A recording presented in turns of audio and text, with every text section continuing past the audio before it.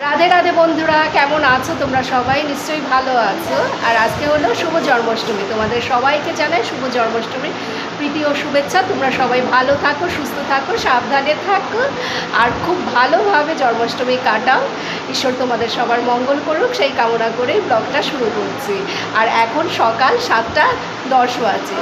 আজকে মাথায় শ্যাম্পু করা হয়েছে, মাথায় শ্যাম্পু করে খুব ভালোভাবে স্নান করে ঠাকুর ঘরে চলে এসেছি। এখন সকালের পুজোটা দেয়া হবে, তারপর দুপুরের পুজো, রাত্রের পুজো। তো তোমাদের সাথে সমস্ত কিছু একটু একটু করে শেয়ার করব।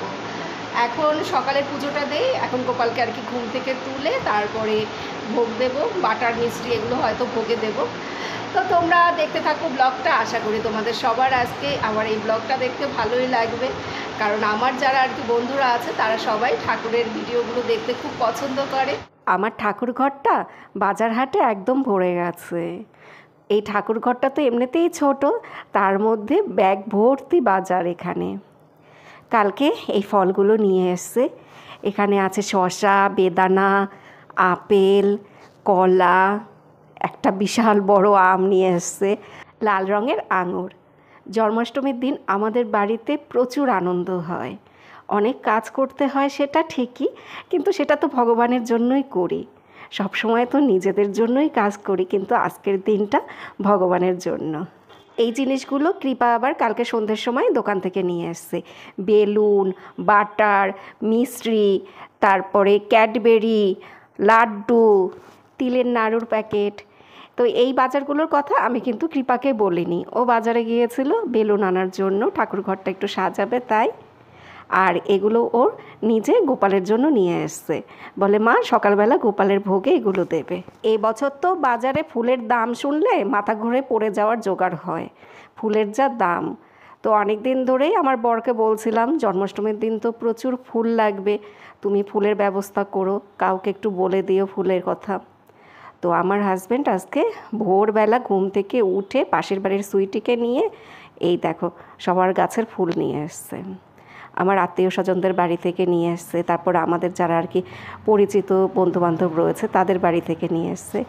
এখানে কিন্তু অনেক ফুল নিয়ে এসে বলে কি, দেখো তোমার কত ফুল লাগবে, এই ফুল দিয়ে তোমার পুজো হবে তো নাকি আরও ফুল লাগবে। সত্যি কত ফুল তুলে নিয়ে এসছে, আমি ভাবতেও পারিনি যে ওরা এত ফুল নিয়ে আসবে।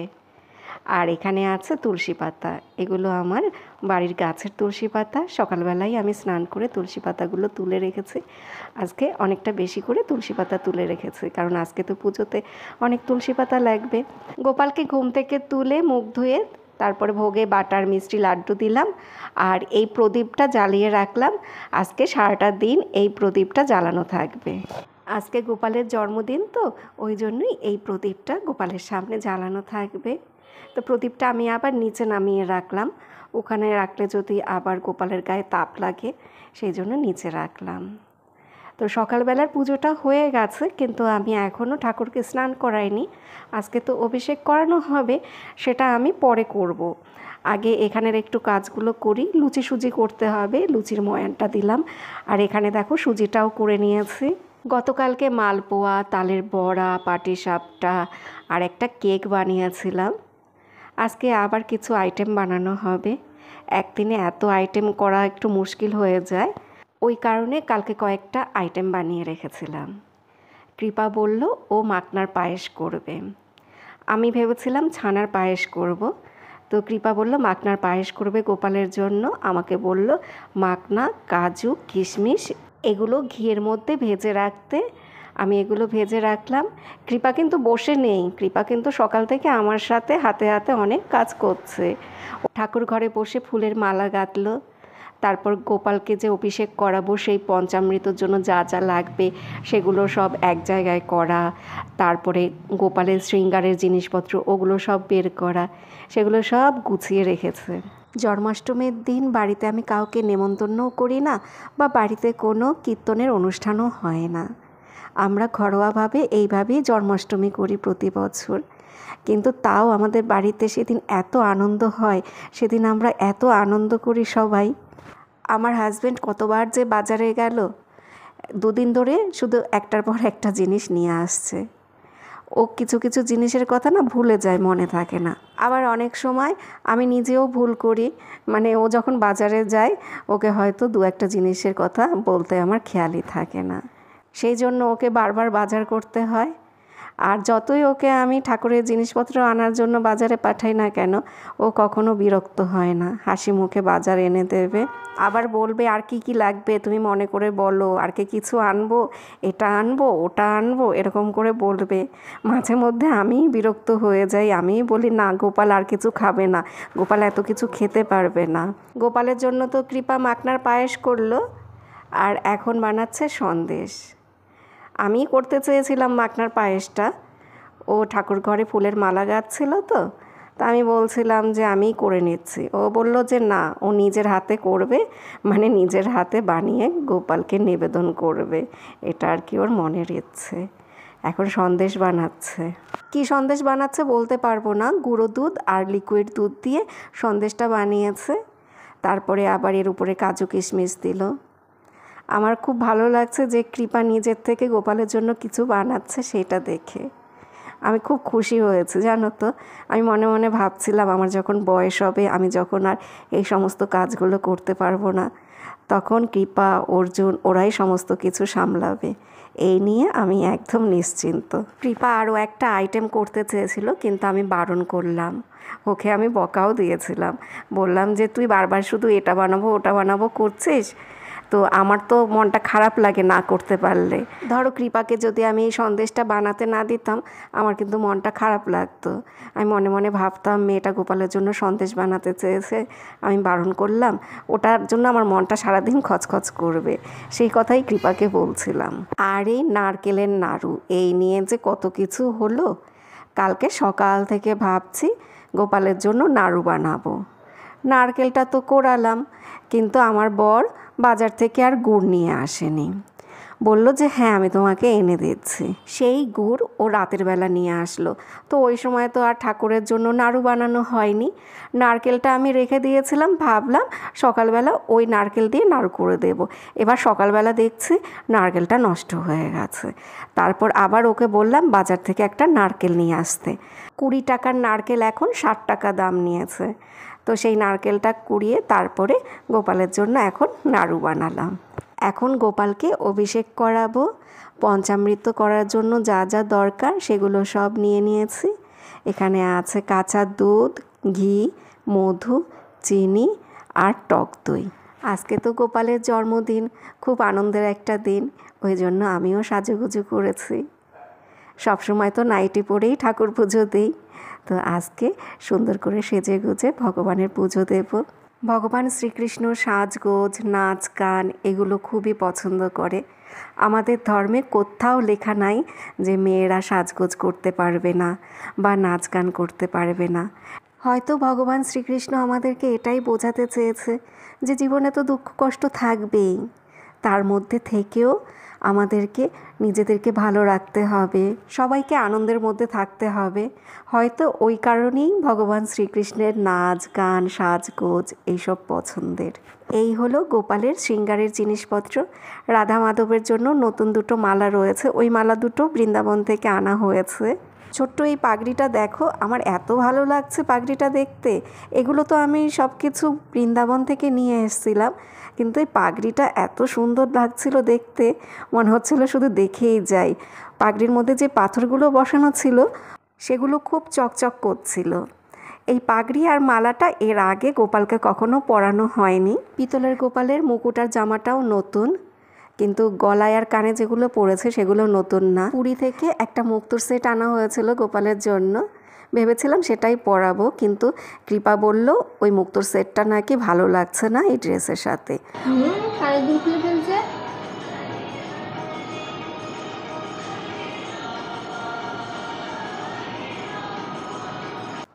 কৃপা খুব সুন্দর করে গোপাল সোনাকে শৃঙ্গার করে দিল। এবার গোপাল সোনাকে আসনে বসিয়ে দেব। পাশের বাড়ির সুইটিও সকাল থেকে আমাদের বাড়িতেই আছে। ওকে বললাম তুই আজকে সারাদিন আমাদের বাড়িতেই থাকবি, এখানেই খাওয়া দাওয়া করবি। এদিকে আমি সমস্ত ঠাকুরকে স্নান করিয়ে তারপরে ফুল তুলসী দিলাম। এবার দুপুরবেলার পুজোটা দেব। দুপুরবেলা ভোগে দিয়েছিলাম ফল আর সাবু। এই ফল সাবুটা ঠাকুরকে নিবেদন করে তারপরে আমি খাবো। আগে তো আমি জন্মাষ্টমীর দিন কিছুই খেতাম না, একবারে রাতে ঠাকুরের কাছে ভোগ দিয়ে তারপরে সেই প্রসাদটা নিতাম। কিন্তু ইদানিং শরীরটা ভালো যাচ্ছে না, তো ওই জন্য ভাবলাম যে এখন তাহলে একটু ফল সাবু খেয়ে নিই, তাহলে আর আমার শরীরটা অতটা খারাপ করবে না। হয়তো আমি না খেয়েই থাকতে পারবো সন্ধে অবধি, তাও না শরীরটা কীরকম যেন আর কি পরের দিকে না অচল হয়ে যায়। ওই জন্য ভাবলাম যে নিজেকে অত কষ্ট দিয়ে লাভ নেই, ভগবানের কাছে ফল সাবু নিবেদন করে সেটাই আমি প্রসাদ নিয়ে নেব। একটা সময় নির্জলা উপোস করতাম, এখন আর শরীর দেয় না। আর কেউ না বুঝলেও আমার ভগবান ঠিকই বুঝবে। তো দুপুরবেলার দিকে অনলাইনে একটা দেখো পুজোর ডেকোরেশন আইটেম এসছে। তো এটা আমি বেশ কয়েকদিন আগেই অর্ডার করেছিলাম, তবে এটা আমি কিন্তু জন্মাষ্টমীর জন্য অর্ডার করিনি। এটা আমার দেখে ভালো লেগেছে, অনেক দিন ধরেই আমি ভাবছিলাম এটা অর্ডার করব। আজকেই দেখো জন্মাষ্টমীর দিন এটা চলে এসছে। কৃপা আমাকে কালকে বলছিল, মা ডেকোরেশনের আইটেমটা জানো তো আগামীকাল আসবে, মানে জন্মাষ্টমীর পরের দিন রোববার আসার কথা ছিল। তো কৃপা বলছিল এটা যদি শনিবার আসতো তাহলে আমি এটা ঠাকুর ঘরে সাজাতাম, কিন্তু আজকেই এটা চলে এসছে। কৃপার কথা ঠাকুর শুনেছে, আজকেই এটা চলে এসছে, আর এটা আজকে সন্ধেবেলা ঠাকুর ঘরে সাজানো হবে। আমিও খুব খুশি হয়েছি, কৃপাও খুব খুশি হয়েছে, কারণ এটা আসার কথা আজকে ছিল না, দেখাচ্ছিল এটা আগামীকাল আসবে। খুব বেশি একটা দাম নেয়নি, আর জিনিসটা বেশ ভালো, আমার খুব পছন্দ হয়েছে। দাম অনুযায়ী জিনিসগুলো ঠিক আছে, কিন্তু এই জিনিসগুলো জানো তো কয়েকদিন পর না কালো কালো হয়ে যায়। আমার ঠাকুর ঘরটা যদি আরেকটু বড় হতো তাহলে এই জিনিসগুলো রাখলে না আরও বেশি ভালো লাগতো।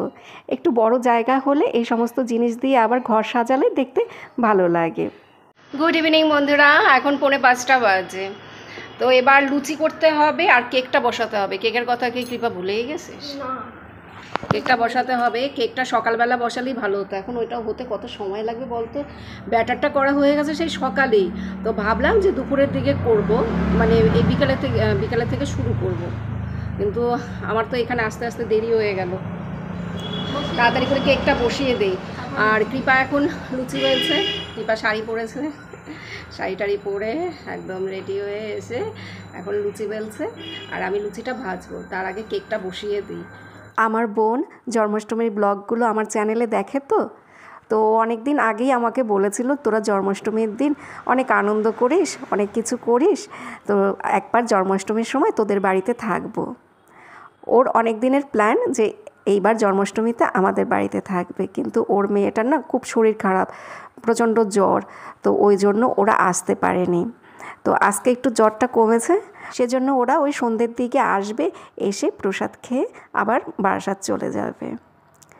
এমনিতে ওর জ্বর না থাকলে আমাদের বাড়িতে 2 দিন থাকতো, কিন্তু বাচ্চাটার জ্বর তো সেই জন্য আর এখানে থাকবে না। সন্ধে হয়ে এসছে আর আমাদের এখানে সমস্ত কিছু রেডি। তো সমস্ত কিছু এখন কৃপাই সাজাচ্ছে। আমি ভাবছিলাম যে তুলসী পাতা দিয়ে আমি নিবেদন করব, কৃপা বলে না না আমি করব। মেয়েটা আমাকে অনেক সাহায্য করেছে, তা না হলে আমার একার উপরে খুব চাপ পড়ে যেত। ছোটোবেলা থেকেই কৃপা এই পুজোর কাজে আমার হাতে হাতে সাহায্য করে। আসো, তোমার জ্বর কমেছে? তোমার জ্বর কমেছে? আরে আরে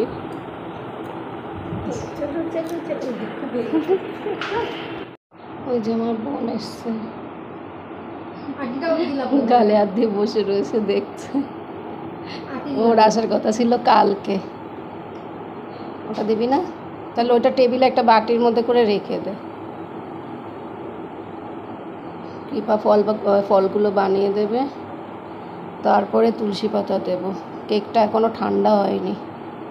তালের বড়া, তালের মালপোয়াও আছে, আর এমনি মালপোয়াও রয়েছে, পাটিসাপটা, আর কালকে যে তালের কেকটা বানিয়েছিলাম ওটা তো ভেঙে গিয়েছিল, তো সেটাও ঠাকুরের কাছে নিবেদন করছি। আর ফল রয়েছে কলা, আম, আঙুর, তারপর শসা, আপেল, বেদানা। এটা তো মাখনার পায়েস, এটা কৃপা বানিয়েছিল। চকলেট কেক, এটাও কৃপা বানিয়েছিল। কালকের থেকে এই কেকটা আজকে আবার একটু ভালো হয়েছে। আর এটা কি কৃপা, এটা কিসের সন্দেশ তুই যেটা বানিয়েছিস?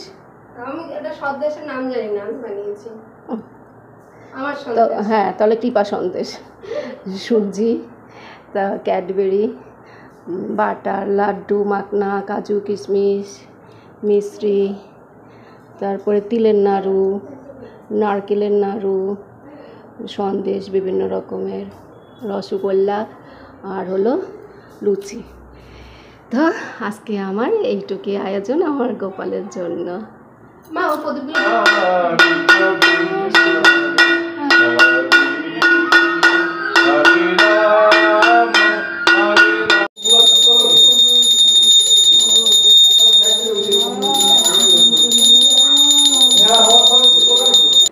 আজকে কিন্তু ঠাকুর ঘরটা দেখতে হেবি সুন্দর লাগছিল, এত ভালো লাগছিল। কৃপা আর আমি বলছিলাম আজকে শুধু ইচ্ছে করছে ঠাকুর ঘরের দিকেই তাকিয়ে থাকি। এমনি তো বাড়িতে যারা আসে সবাই কিন্তু আমার ঠাকুর ঘরটার খুব প্রশংসা করে।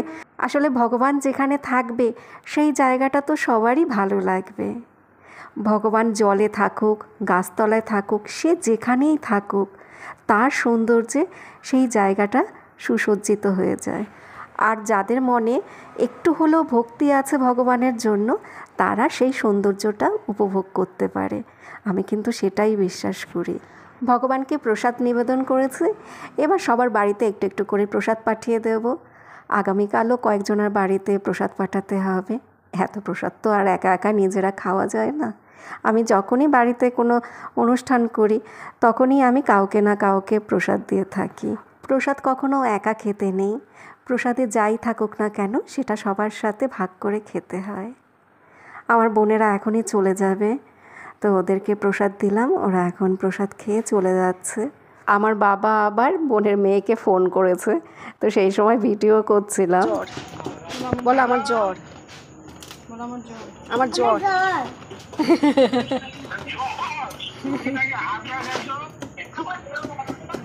বলে হ্যাঁ অর্জুন দাদার কাছে আছি। হাবড়া বলতে পারছে না, এই হাবড়া এসেছি। ফুট জায়গা পেয়েছে, ফুট জায়গা। টাটা চলো, তুমি থাকো আমার সাথে, আসো আসো তুমি থাকো, চলো তোমাদের। এখন রাত 11টা বাজে, ঠাকুরের প্রদীপটা এইমাত্র নিভিয়ে দিলাম। এখন উপরের ঘরে চলে যাব, আর আজকে ঠাকুরকে সজ্জা দেব না, ঠাকুর এরকমই থাকবে। আজকে নাকি ঠাকুরকে সজ্জা দিতে নেই। আমি তো জন্মাষ্টমীর দিন রাত 12টার পরে ঠাকুরের মালা জপ করি, একটু ঠাকুরের নাম ধ্যান করি, ঠাকুরের কাছে অল্প কিছু ভোগ দিই, তারপরে শুতে যাই। কারণ জন্মাষ্টমীর দিন তো রাত জাগতে হয়, সেটা তো আর হয় না। শুধু ওই একটু আর কি ঠাকুরের নাম ধ্যান করি, ধূপ দ্বীপ জ্বালাই, ব্যাস এইটুকুই করি। কিন্তু আজকে জন্মাষ্টমীর সময় ছিল 10:35 অবধি, তো আমার মাথায় আর সেটা নেই। আমি জানি যে কালকে 10:35 লেগেছে আর আজকে 10:35 ছাড়বে, কিন্তু মাথায় আর সেটা নেই যে 10:35 পর যে আর পুজো দেওয়া যাবে না। তো ছর্দি বলল 10:35 সময় তো জন্মাষ্টমীর সময়টা ছেড়ে যায়, তো তারপর আর তুমি কি করতে পুজো দেবে? অন্যান্য সময় সারা রাত জন্মাষ্টমীর সময় থাকে, যেমন গতকাল রাতে জন্মাষ্টমীর সময়টা ছিল, তো বলে অন্যান্য সময় তো সারা রাত জন্মাষ্টমীর সময়টা থাকে, ওই জন্য আমরা রাত 12টার সময় ঠাকুরের কাছে আবার একটু ভোগ দিই, ঠাকুরের নাম জপ করি। তো এবছর তো ওই যে 10:35 ছেড়ে গেছে। যাই হোক, কালকে সকাল 9টার মধ্যে পালন করতে হবে। ছর্দি যদি আমাকে না বলতো হয়তো আমি রাত 12টার সময় ঠাকুর ঘরেই থাকতাম। ছর্দি বলল ঠাকুর ঘরে লাইট ফ্যান সব জ্বালিয়ে রাখতে, আর সজ্জা দিতেও বারণ করলো। আজকে গোপালকে সজ্জা দিতে হবে না, গোপাল এরকমই থাকবে। কালকে সকাল 9টার মধ্যে পালন বলেছে কিনা তোমাদের কে জানে। তো যাই হোক বন্ধুরা, এখন ব্লগটা শেষ করে দিচ্ছি। তোমরা সবাই ভালো থেকো, সুস্থ থেকো, সাবধানে থেকো। আবার আগামীকাল দেখা হবে। টাটা বন্ধুরা, গুড নাইট।